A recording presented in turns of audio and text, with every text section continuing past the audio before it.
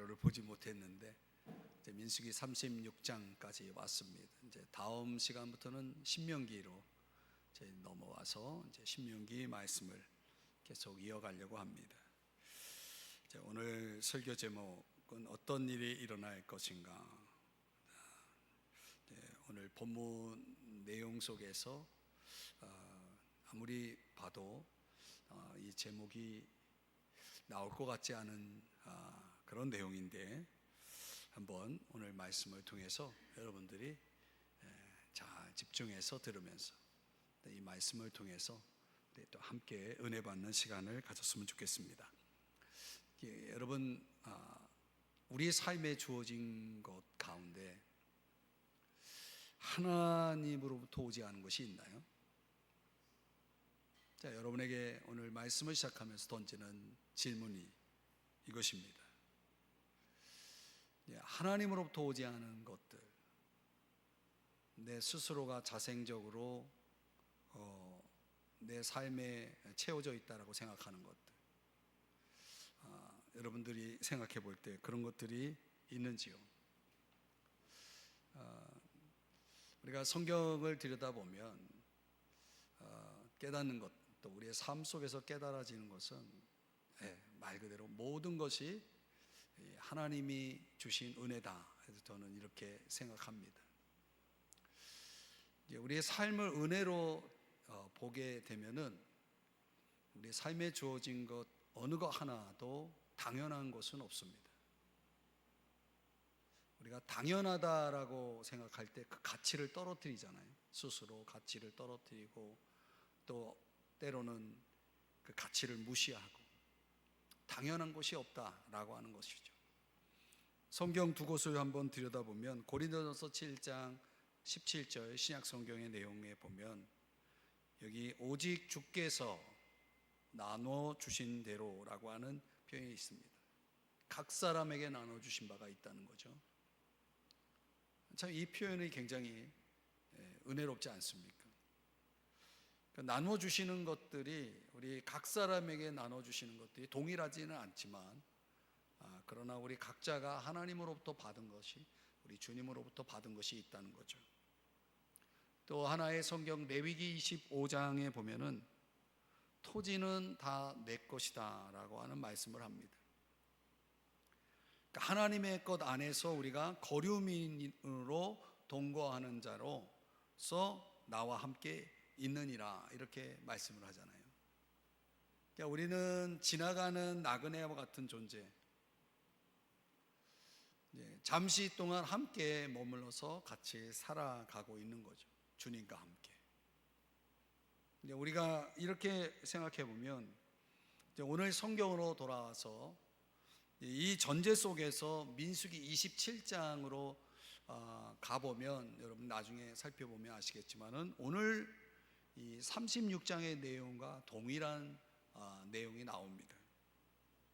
그러니까 하나님으로부터 이스라엘의 각 지파들이 기업을 받게 되었는데 그 기업을 받은 지파들 속에 이 아들이 없는 경우에 그 기업이 딸들에게 돌아가야 한다라고 선포한 내용이 있는데 대표적으로 민수기 27장 8절 말씀을 한번 보시면은 너는 이스라엘 자손에게 말하여 이르기를 사람이 죽고 아들이 없으면 그의 기업을 그의 딸들에게 돌릴 것이요. 자, 이게 이제 민수기 27장에서 오늘 본문과 연관되어 있는 아주 중요한 내용입니다.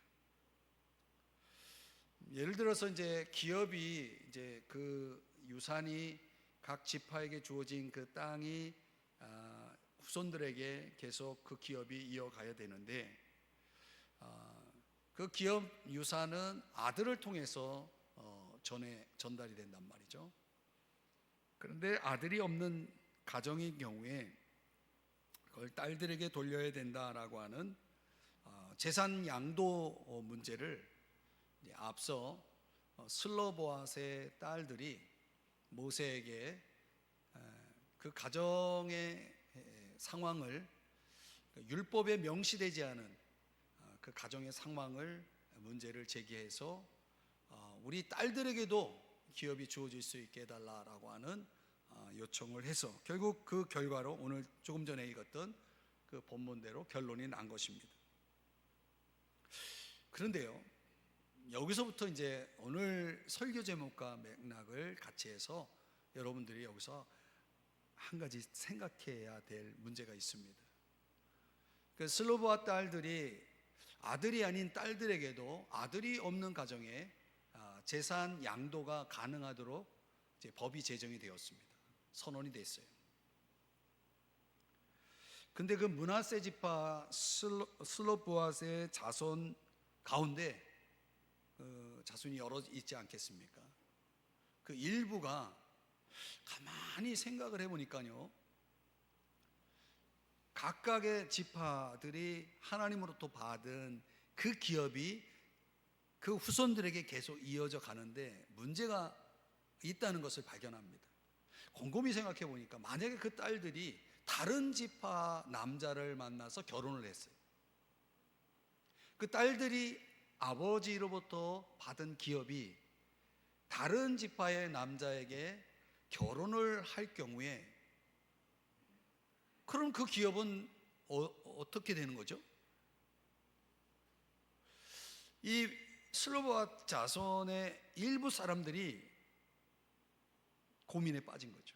곰곰이 생각해 보니까 그러면 다른 지파 남자와 결혼하게 되면 그 기업은 그 지파의 것으로 넘어가지 않느냐? 그러면 딸들이 기업을 받았다, 그리고 그것이 다른 지파의 기업으로 넘어간다? 이건 큰 문제구나라는 생각을 하게 된 겁니다. 대충 이해가 되시죠? 자, 그래서 오늘 본문의 36장에 27장과 36장을 연결해서 볼 때 그 27장에 제정된 딸들의 재산 양도 문제가 파급되는 또 하나의 큰 문제를 가지고 있었다. 그게 36장 3절 4절인데요 우리 한번 좀 길지만 천천히 같이 함께 읽어보겠습니다. 시작. 그들이 만일 이스라엘 자손의 다른 지파들의 남자들의 아내가 되면 그들의 기업은 우리 조상의 기업에서 떨어져 나가고 그들이 속할 그 지파의 기업에 첨가되리니 그러면 우리가 제비 뽑은 기업에서 떨어져 나갈 것이요. 4절. 이스라엘 자손의 희년을 당하여 그 기업이 그가 속한 지파에 첨가될 것이라. 그런즉 그들의 기업은 우리 조상 지파의 기업에서, 이게 참 중요한 결론인 거죠. 참고로 희년제도, 레위기 25장에 그려진 희년제도라는 것이 뭐냐면 매 50년마다 그 희년이 돌아오는데 그 희년에 저당 잡은 모든 재산을 본래 주인에게, 소유주에게 돌려주는 제도가 있는 것입니다. 그런데 결혼으로 인하여 가족에게서 상실된 재산의 경우는 해당되지가 않았어요. 그냥 그 다른 지파의 남자에게 결혼해버린 그 딸들이 받은 재산 양도는 결국 다른 기업에 첨가될 수밖에 없는 그런 문제가 발생이 된 거예요. 이미 내려진 결정이지만 그 내려진 결정이 이게 완벽한 결정이 아니라는 사실을 이런 종합적인 말씀의 그런 묵상을 통해서 다각도로 앞으로 이런 일이 벌어졌을 때 그러면 그 받은 기업은 어떻게 되는가라고 하는 것까지 더 길게 생각을 해보니까 이거 문제가 있다 해서 문제 제기를 하는 거죠. 오늘 우리가 배워야 할 중요한 관점이 바로 이겁니다. 그러니까 우리가 어떤 결정을 내리고 그 결정 이후에 그 결과가 무엇인지를 살펴보는 것이 굉장히 중요하다는 거죠. 어떤 한 문제를 해결하고 그 문제를 해결했다, 거기서 끝나는 것 같이 아니라 그 해결된 그 결론이 어떤 또 다른 문제를 야기할 수 있는지를 한 번 더 생각해보는 그런 심사숙고가 필요하다라고 하는 것이죠. 이게 굉장히 필요한 일이었다는 거예요. 그러니까 이 슬로바 자손의 그 일부 사람들의 그 사고가 이 지파의 그 기업, 하나님으로부터 받은 기업에 대해서 그것을 보존할 수 있는 아주 중요한 전환이 되었던 것이죠. 어떤 일이 일어날 것인가를 계속 묻는 자세들이 그런 면에서 우리에게 필요하다는 것입니다. 그래서 오늘 우리가 이 본문 속에서 그러한 이 설명과 함께, 배경 설명과 함께 저와 여러분이 배워야 할 지혜 두 가지가 있다는 것입니다. 첫째는 이 말씀에 대한 깊은 생각, 사고입니다. 우리가 다른 말로 얘기하면 묵상이라고도 말할 수 있겠습니다. 설명드린 대로 일상에서 우리가 어떤 결정을 내릴 때 우리는 주님이 뭘 원하시는지에 대해서 고민하죠. 어떤 결정을 내릴 때 주님이 어떤 것을 기뻐하실까, 이런 차원에서 우리가 고민을 하는데, 이 본문에 등장하는 이 슬로바 자손 가운데 일부 사람들이 그런 면에서는 굉장히 대단한 사람들이었다라는 생각을 오늘 이 묵상 속에서 제 마음 속에서 지울 수가 없어요. 참 이 사람들이 대단한 사람들이다. 아들이 없는 가정에 딸들이 재산을 이어받아서 그래서 그 기업을 계속 이어갈 수 있게 하신 데까지는 정말 엄청난, 그 당시로는 엄청난 결정이 내려진 거죠. 거기서 멈추지 않았다는 거예요. 그 문제에 대한 해결책 마련이 끝이 아니라, 거기에 대한 안주가 아니라 보다 멀리 이 문제를 고민했다는 것을, 고려했다는 것을 오늘 성경에서 보여주는 거죠. 그래서 그들이 이런 질문을 던지는 거예요. 36장 2절 3절에 보니까 슬로보앗의 기업을 그의 딸들에게 주게 하였은즉, 이미 이건 결정된 거죠. 그 다음에 이 단어가 중요해요. 3절, 그들이 만일. 이건 뭐예요? 그들이 만일, 이거는 다음을 생각한 거예요. 다음을 생각할 수 있는. 근데 많은 경우에 우리들이 일상 속에서 놓치는 게 바로 이거죠. 다음을 생각하지 않는 거죠. 당장만 생각하는 거예요. 당장만 좋으면 끝나는 거죠. 당장만 해결되면 끝나는 거죠. 오늘 우리가 이 슬로바 자손의 일부 사람들이 접근했던 이 방식, 그들의 깊은 사고가 오늘 우리들의 일상 속에서, 신앙생활 속에서 필요하다는 것.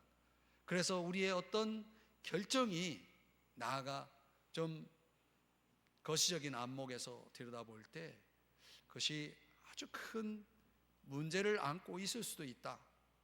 이런 차원에서 오늘 우리가 이들이 도대체 왜 이런 데까지 이렇게 멀리 이 문제를 들여다볼 수 있었는가? 그것은 바로 말씀에 대한 깊은 생각에서 비롯됐다는 거예요. 그 단서를 어디서 찾냐면 36장 2절 다시 보시면은 이르되 여호와께서 우리 주에게 명령하사, 이 표현이 두 번이나 나와요.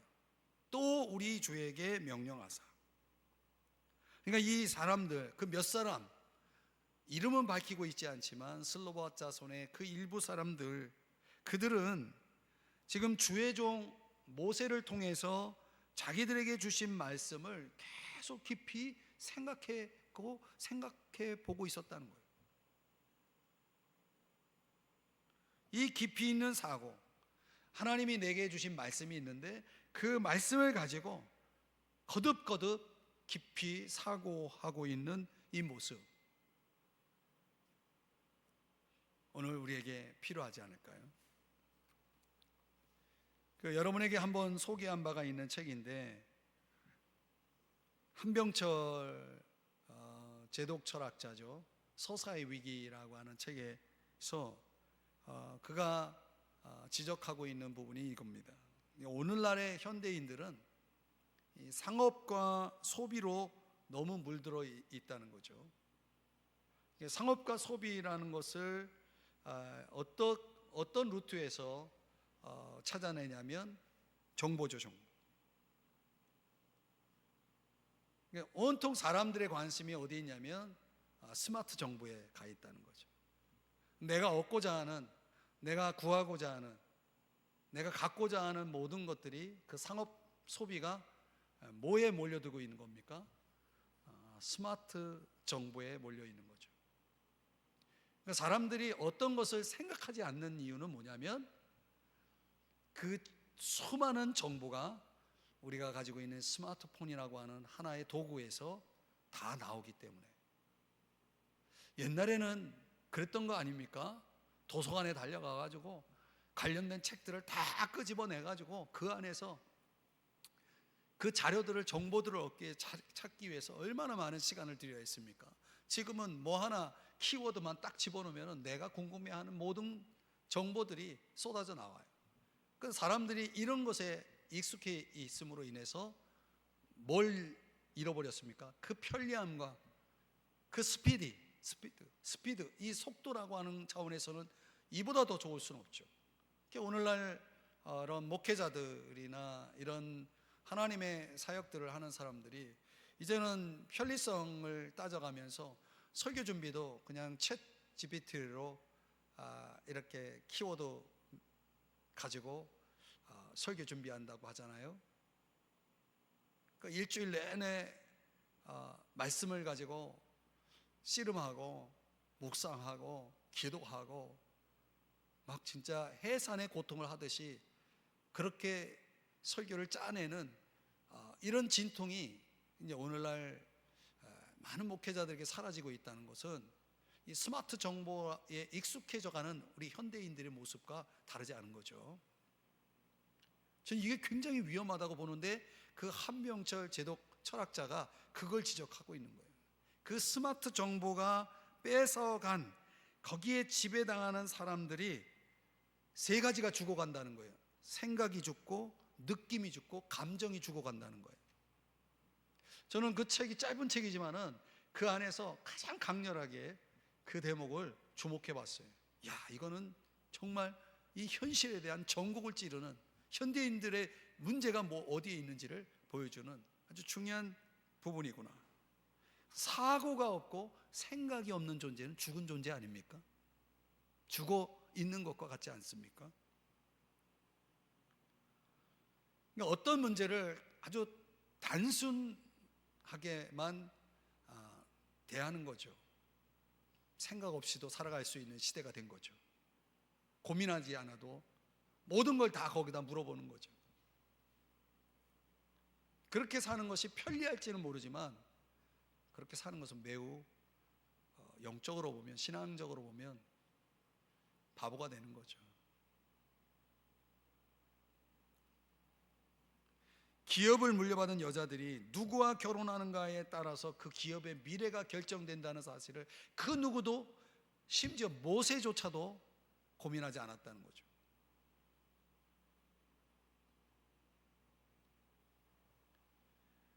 이걸 고민하게 만든 말씀이 어디냐면 레위기 25장이었다는 거죠. 신현제도에 있었던 거예요. 그러니까 이 일부 사람들은 말씀을 아주 통전적으로, 다각적으로 그 말씀들을 연결시켜서 그걸 묵상하고 고민하고 사고했던 거죠. 그래서 4절에 아까도 잠깐 소개했지만 희년을 당하게 되면 그 기업은 그가 속한, 어떤 남자에게 결혼을 했든지 그 남자에게 속한 지파에게 첨가된다는 이 중요한 사실을 발견하게 되는 거예요.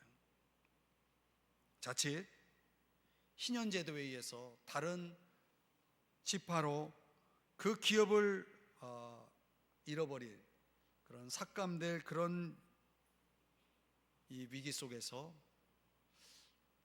그 몇 사람의 깊은 생각이 그거를 막을 수가 있었던 것이죠.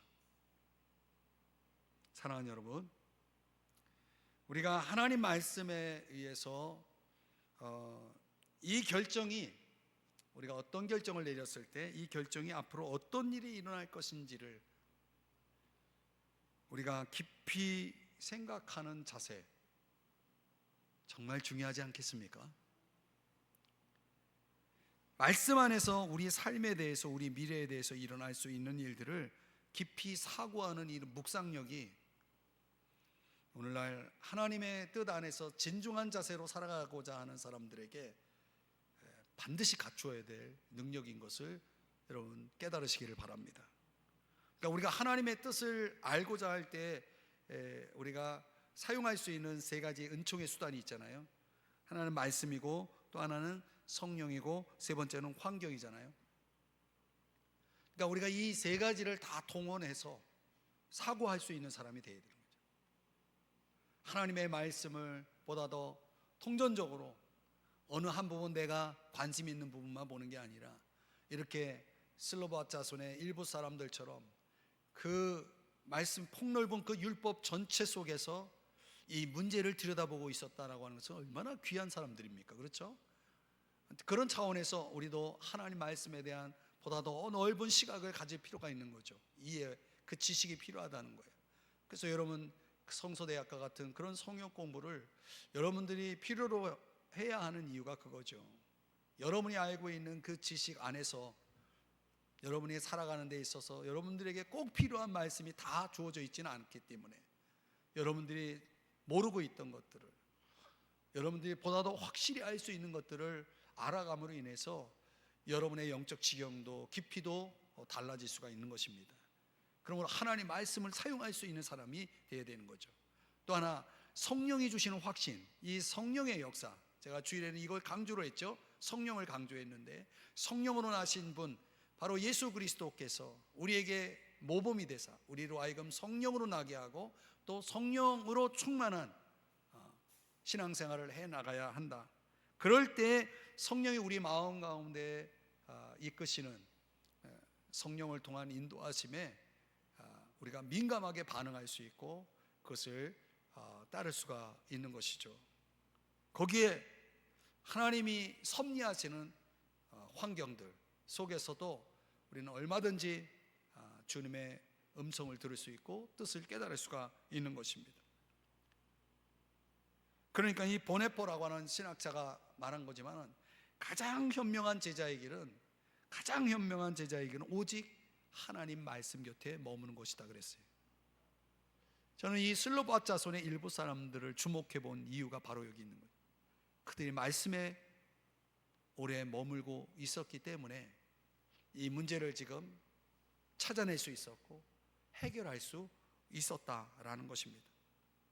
오늘 저와 여러분이 말씀으로 우리 각자의 삶이나 앞날을 깊이 사고할 수 있는 사람, 그 안에서 주님의 뜻을 발견하고 그 뜻을 따라갈 수 있는 그런 여러분의 그 사고력, 묵상력을 키워나가시기를 주의 이름으로 축복드립니다. 오늘 중요한 말씀을 여러분이 듣고 계시는 겁니다. 두 번째는요, 삶을 위한 분명한 기준입니다. 우리가 앞에서 그 말씀에 대한 깊은 생각, 묵상력의 중요성을 말씀드렸는데, 두 번째는 기준이라는 것이 필요하다라고 하는 것입니다. 오늘 본문 5절 말씀을 한번 보시면은 이렇게 표현하고 있습니다. 모세가 여호와의 말씀으로 이스라엘 자손에게 명령하 이르되 요셉 자손 지파의 말이 옳도다. 여기서 이 포인트는 지금 이 모세가 이 슬로바 자손의 일부 사람들이 가져온 문제 제기에 대해서 그것을 판단하는 기준을 어디에 삼고 있는지를 보세요. 여호와의 말씀으로. 이 킹제임스 버전에서 말하고 있는 이 하나님의 말씀이라고 하는 것이 결국은 옳고 그름을 판단할 수 있는 기준, 절대적인 기준이죠. 아주 분명한 기준이죠. 그러니까 희년제도라고 하는 레위기 25장의 그 법을, 율법을 가지고 와서 이거 이렇게 되면 이런 문제가 있지 않느냐라고 제기했을 때 여호와의 말씀으로 보니 너희들의 말이 옳다라고 결론을 내릴 수 있었던 거죠. 그렇다면 여러분, 오늘 우리가 살아가면서 어떤 문제들을 풀어가는 데 있어서 그 옳고 그름으로 우리가 삼아야 될 분명한 기준이 뭐냐? 당연히 그것은 말씀이라는 것입니다. 말씀이라는 거죠. 그러니까 모세도 자기의 어떤 판단력을 의지하지 않고 자기의 어떤 경륜, 경험 이런 것들 차원에서 결정하지 않고 철저하게 하나님 말씀의 권위를 따르고 있는 모습을 보여줍니다. 그러니까 딸들의 재산 양도 결정이 내려졌을 때 그 재산을 물려받는 것이 좋은 일이지만은 이 말씀의 전체적인 맥락 속에서 하나님 말씀대로 만약에 이루어져야 한다면 이 레위기 25장 희년제도의 이 문제를 고려한다면 요셉 지파의 이 자손의 일부 사람들이 제기한 이 문제는 굉장히 옳은 판단이구나라는 결정을 내린 후에 주의 말씀에 의해서 이제 모세가 어떤 결론을 내리는지 한번 6절을 보시겠습니다. 6절 다 같이 한번 6절을 읽어보겠습니다. 시작. 슬로바앗의 딸들에게 대한 여호와의 명령이 이러하니라. 이르시되 슬로바앗의 딸들은 마음대로 시집 가려니와 오직 그 조상 지파의 종족에게로만 시집 갈지니. 여기 두 가지가 같이 섞여 있죠. 마음대로 시집 가라. 이건 뭡니까? 이건 자유를 강조하죠. 내가 누구랑 결혼을 할지에 대해서 마음대로 결정할 수 있다라고 하는 그런 자유를 제시합니다. 그러나 그 자유가 누구라도 가능한 것이 아니라 오직 그 조상 지파의 종족에게로만 제한을 두고 있죠. 그러니까 이걸 우리의 신앙적으로 좀 적용해 보면 하나님은 저와 여러분이 어떤 결정을 내릴 때 자유를 주십니다. 모든 결정은 내가 자유롭게 내릴 수가 있어요. 내 마음에 원하는 것을 선택할 수 있는 거죠. 그러나 거기에 뭐가 또 따라와야 돼요? 책임이라는 것이 따라와야 된다는 거예요. 제한이라는 것이 따라와야 된다는 거예요. 그러니까 이것이 성경에 어떻게 보면 대원리라고 말할 수가 있어요. 창세기 2장 16절 17절에 보면 아담과 하와에게 에덴 동산에 있는 이 아담과 하와에게 이런 말씀을 하셨죠. 동산 각종 나무의 열매는 내가 마음대로 자유롭게 먹어라. 임의로 먹으라는 게 그런 뜻이죠. 내 마음대로 먹고 싶은 거 먹어라. 단 제한을 두죠. 17절 선악을 알게 하는 나무의 열매는 먹지 말라. 자유와 책임, 이것이 오늘 우리의 삶에 있어서 중요한 균형입니다. 그러니까 기독교의 복음은 자유를 약속합니다. 그러나 그 자유는 무엇이라도 괜찮다라는 식의 방종적인 자유는 아닙니다. 오히려 거룩한 자유, 다르게 말하면 도덕적인 자유라고 말할 수 있는 거죠. 그러니까 무엇이든지 할 수 있다라고 하는 것은 기독교가 아닙니다. 기독교는 하나님 뜻 안에서 무엇이든지 할 수 있는 종교입니다. 그 차이를 이해하시겠습니까? 우리 신앙인들이 무엇이든지 할 수 있다? 오늘은 제가 좀 더 다양하고도 구체적인 적용점을 여러분들에게 말씀드리지 않지만 제가 조금 전에 이 한 얘기만 가지고 이 주제만 가지고도 기독교 윤리학에서 엄청난 뜨거운 주제들이 많이 있습니다. 우리 기독교인들이 이런 걸 해야 됩니까 말아야 됩니까 라고 하는 차원에서의 물음이 엄청나게 많은 요인들이 있어요. 그럴 때마다 저는 그렇게 묻고 싶은 거예요. 우리가 이걸 해야 되느냐 말아야 되느냐라고 하는 차원에서 접근한다는 건 뭘 강조하는 겁니까? 우리의 자유, 권리를 강조하는 거잖아요. 그러나 오늘 말씀의 원리처럼 책임, 제한이라는 것이 있다는 거예요. 그걸 해야 됩니까 말아야 됩니까가 아니라 그걸 꼭 해야 되는 이유가 뭐냐라고 하는 차원에서의 물음이 꼭 따라와야 된다는 거죠. 기업을 누리기 위해서는, 지키기 위해서는 반드시 이 제한을 따라야 되는 거예요. 오직 그 조상 지파 종족에게로만 시집갈지니, 이걸 따르지 않는 이상 그냥 마음껏 자유를 누린다고 했을 때 그 기업은 유지될 수가 없는 것입니다. 신앙도 마찬가지예요. 우리 신앙생활은 내가 하고자 하는 모든 것들을 다 한다라고 하는 차원에서 본다면 그건 엄밀하게 보면 기독교가 아닌 거죠. 민수기 36장 9절 이하 10절 말씀해 보면 그 기업이 이 지파에서 저 지파로 옮기게 하지 아니하고 이스라엘 자손 지파가 각각 자기 기업을 지키리라. 지켜야 된다는 거예요. 지키는 방법이 뭡니까? 10절 슬로바 딸들이 여호와께서 모세에게 명령하신 대로 행하니라. 순종이죠. 그 제안에 순종한 거죠.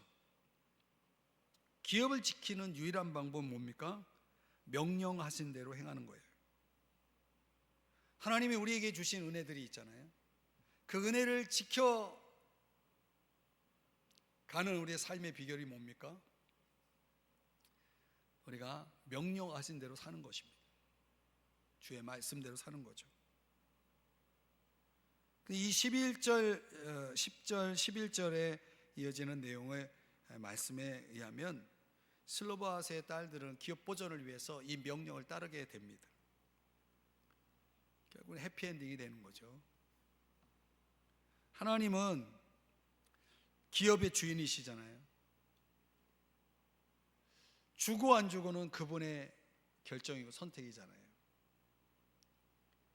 근데 하나님의 백성 된 자들은 하나님이 주셨더라도 이걸 내 마음대로, 내 임의대로, 내가 하고 싶은 대로 하는 것이 아니라 하나님께 순종하는 한에서 그 기업을 누릴 수가 있고 지킬 수가 있다는 사실을 우리는 그걸 깊이 우리의 삶에 적용할 필요가 있는 것입니다. 하나님의 백성들이 하나님이 주신 기업을 누릴 때에 그것을 지키는 하나님의 명령대로 순종하는 그런 삶이 따르지 않을 때 결국 어떻게 됐습니까? 그 기업을 빼앗기죠. 그래서 바벨론이라고 하는 이방 나라의 포로로 끌려가지 않습니까? 이 기업의 땅을 하나님이 주신 것을 아마도 당연하게 여기지 않았을까요? 그냥 주셨으니까 내가 이제 마음껏 내 하고 싶은 대로 하면 된다, 이런 주의로 가지 않았을까요? 결국 그들이 그것을 하나님이 주신 것이고 하나님의 방법으로 하나님의 뜻대로 그걸 지켜야 한다라고 하는 그 명시적 하나님의 말씀을 그들이 거부하고 무시했을 때, 마침내 그래서 기업의 땅을 빼앗겼을 때 그들이 뼈저리게 깨달은 게 뭐예요? 명령하신 대로 행해야 되는구나 라는 것을 깨달은 것입니다. 그리고 또한 깨달은 것이 뭡니까? 감사해야 한다는 것을 깨달은 거죠. 감사해야 한다는 걸 깨달은 거예요.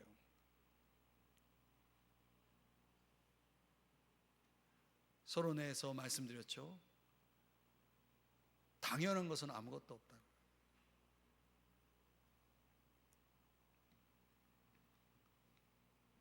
우리가 하나님이 주신 은혜를 받고 사는 것이, 은혜를 받는다는 게 얼마나 좋은 일입니까? 그 다음을 생각해야 된다는 거죠. 어떤 일이 일어날 것인가, 다음을 생각해야 한다. 내가 은혜를 받았다면 그 은혜를 이제 어떻게 지킬 것이냐에 대해서도 우리는 고민할 수 있는 신앙인이 되어야 되는 거죠. 하나님이 복을 주셔도 그 복을 내가 다 잃어버릴 수도 있는 거죠. 탕자가 아버지께 분깃을 받았어요. 어떻게 됐나요? 다 잃어버렸죠. 그 아버지의 뜻에 벗어나면 잃어버리는 것입니다. 하나님이 우리에게 주신 은혜를 내가 귀하게 여기고 그걸 보존하기 위해서 내가 해야 할 책임들이, 어떤 도덕적인 책임이 있다라고 하는 것을 절대로 잊지 마셔야 됩니다. 민수기 36장 13절 말씀 보면은 여호와께서 모세를 통하여 이스라엘 자손에게 명령하신 계명과 규례니라, 이렇게 말씀이 이제 오늘의 본문이 끝이 납니다. 민수기의 이제 마지막 구절입니다. 이게. 그러니까 명령하신 그 계명과 규례, 이걸 주제로 담은 책이 신명기가 되겠습니다. 이제 구체적으로 어떤 명령을 내리셨는지 그 명령을 이제 배워야 되겠죠. 들어야 되겠죠. 그리고 명령을 따라야지만이 이제 가나안 땅에 들어가 이스라엘 백성들이 하나님이 주신 그 기업들을, 하나님이 주신 그 은혜들을 누리면서 살아갈 수 있다라고 하는 것이죠. 오늘날 저와 여러분이 반드시 이 원리를 마음에 새기고 사시기를 주의 이름으로 축복합니다. 말씀의 결론을 내리면요, 오늘 사실 우리 시대는요, 내가 알고 싶어하는 모든 정보를 얻을 수 있는 시대지만은 거기에 빠진 지식이 하나 있습니다. 그게 뭘까요? 여러분이 아무리 스마트 정보에 익숙하고 여러분이 얻고자 하는 정보를 다 얻을 수 있어도 아무리 검색해도 나오지 않는 지식이 하나 있어요. 그게 뭔지 아세요? 여러분의 앞날이에요. 여러분의 앞날은 어떤 키워드로도 검색해도 나오지 않습니다. 우리의 미래는 미지의 세계이기 때문에 그렇습니다. 하나님만이 아시는 거죠. 또 어떤 일이 일어날까? 저는 이 설교 제목을 요즘 많이 생각을 합니다. 이 다음은 또 어떤 일이 일어날까? 계속 거듭 사고하고 또 사고하고 또 사고하면서 계속 생각을 합니다. 또 그런 사고 속에 우리에게 하나님이 주신 말씀이라는 것이 있기 때문에 말씀 안에서 사고하려고 합니다. 그리고 그때그때 주님이 주시는 마음의 감동과 은혜와 때로는 지시를 실천하려고 노력을 합니다. 오늘 성경을 통해서 이 슬로바 자손의 일부 사람들이 보여주었던, 그리고 모세가 취했던 이 반응들이 오늘 저와 여러분에게, 오늘을 살아가는 저와 여러분에게 매우 중요한 포인트를 두 가지를 제시해 주었구나. 어떤 일이 일어날 것인지를 알 수 없는 우리들이기 때문에 우리에겐 이런 사고가 필요한 거죠. 깊은 생각, 말씀에 대한 묵상력, 이런 것들을 통해서 여러분들의 지각을 넓혀가는 것이 필요합니다. 세상을 이해하고 또 나 자신을 바로 알고 무엇보다 하나님에 대한 지식을 올바로 터득해가는 이런 깊은 묵상력이 오늘 저와 여러분에게 너무 중요한 이 필요다. 그리고 더 나아가서 그걸 구체적으로 우리가 적용하기 위해서 여러분이 스마트폰에 깔아놓은 수많은 앱이 있잖아요.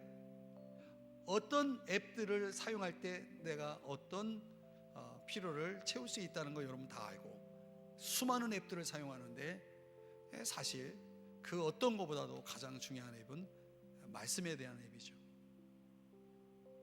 그는 여러분이 말씀이라는 걸 통해서 우리의 삶 가운데 그 적용시키는 성령의 역사가 필요한 거예요. 성령의 역사.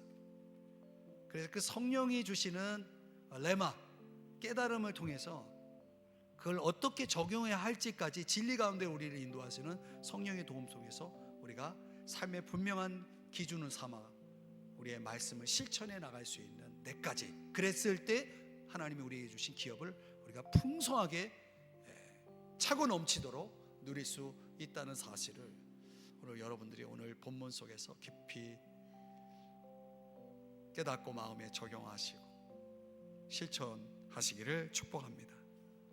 그렇게만 하면은 우리의 일상을 정말 거룩함으로 채울 수가 있습니다. 그 거룩함으로 채워진 우리의 일상 속에는 하나님의 은혜의 파도가 밀려옵니다. 은혜에 은혜를 더하는 그런 은혜의 물결이 끝없이 우리의 삶에 투여되고 채워진다는 사실을 우리가 아시고, 그럼 우리가 살아가는 일상은 뭐가 됩니까? 주님이 계신 거룩한 장소가 되는 거죠. 여러분의 가정도 일터도 다 거룩한 장소가 되는 거죠. 이해가 되십니까? 네, 우리 한번 이 시간에 기도했으면 좋겠는데요. 우리가